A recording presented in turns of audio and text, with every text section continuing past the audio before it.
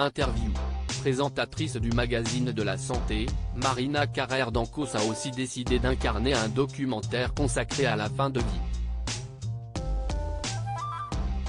Diffusé le 26 septembre prochain sur France 5, elle y apparaît avec son compagnon qui est atteint de la maladie de Charcot, une maladie qui laisse une espérance de vie de 3 à 5 ans.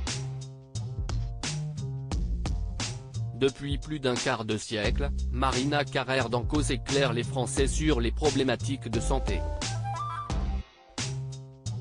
Femme de cœur et engagée, la présentatrice du magazine de la santé a décidé de se lancer dans un combat pour son compagnon et les Français qui réclament le droit de mourir dans la dignité. Afin de mener celui-ci, elle incarne le documentaire Fin de vie, pour que tu aies le choix, qui sera proposé le mardi 26 septembre à 21h05 sur France 5. Elle y évoque pour la première fois la maladie dont souffre son conjoint, la maladie de Charcot. Marina Carrère d'Ancos évoque pour la première fois la maladie de Charcot dont souffre son compagnon Télé Loisirs. Dans ce documentaire, vous révélez que votre compagnon est atteint de la maladie de Charcot. Pouvez-vous expliquer ce qu'est cette maladie? Marina Carrère d'Ancos, CIST une maladie neurodégénérative qui est incurable aujourd'hui, elle entraîne une dégénérescence progressive des muscles moteurs des membres supérieurs, respiratoires, de la parole, de la déglutition. Progressivement le corps se paralyse alors que le cerveau reste intact.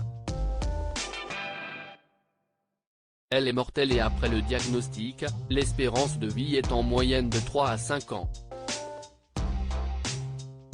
Pourquoi choisissez-vous d'y dévoiler votre compagnon? CIST un médecin qui est un ancien rugbyman. Il a pris en charge des patients atteints de la maladie de Charcot dont il la connaissait bien quand on lui annonçait qu'il en était atteint. Quelle est la genèse de ce documentaire dans lequel vous apparaissez tous les deux au début?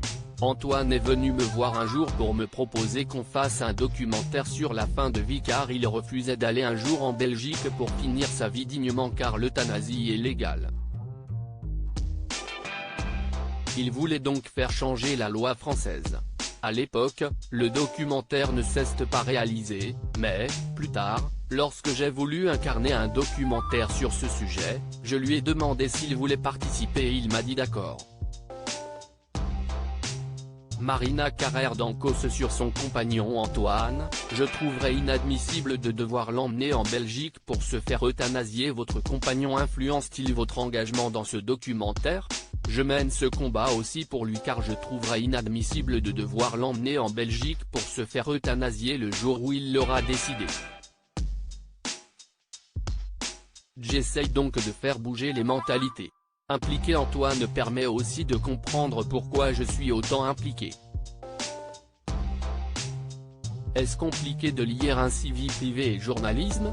Je suis arrivé à me détacher de ma vie personnelle car ce n'est pas que mon histoire. La question qui se pose n'est pas que fait-on pour cet homme, mais que fait-on pour tout le monde? Et est-ce qu'on continue de laisser les gens aller en Belgique quand ils ont les moyens?